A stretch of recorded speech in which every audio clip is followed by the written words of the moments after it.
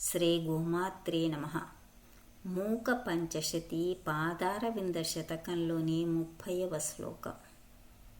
చిరాదృశ్యా హంసైః కథమపి సదా హంససులభం నిరస్యంతి జాడ్యం నియతజడమధ్యైకశరణం అధోషా వ్యాసంగాత్ సతతమపి దోషాబ్ధిమలినం పయోజం కామాక్షాః పరిహసతి పాదాబ్జయుగళీ.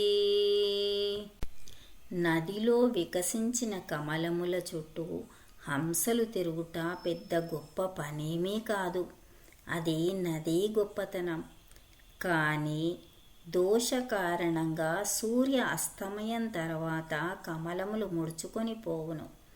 కానీ అదోషరహితమైన కామాక్షమ్మ పాదపద్మములు ఎల్లప్పుడూ వికాసముతో నిండియుండును. చిరాదృశ్యా హంసైః కథమపి సదా హంససులభం. హంసలచే కప్పబడిన నది మధ్యలోనున్న కమలము ఎటులాగుపడును? నిరస్యంతే జాడ్యం నియత జడ మధ్యైక శరణం. జడత్వమును తొలగించు కామాక్షీదేవి యొక్క పాద పద్మములు అదోషా వ్యాసంగాత్ సతతమపి దోషాప్తి మలినం. దోష ప్రాప్తిచే వికాసమును వీడిన కమలమును పయోజం కామాక్షాః పరిహసతి పాదాబ్జయుగళి.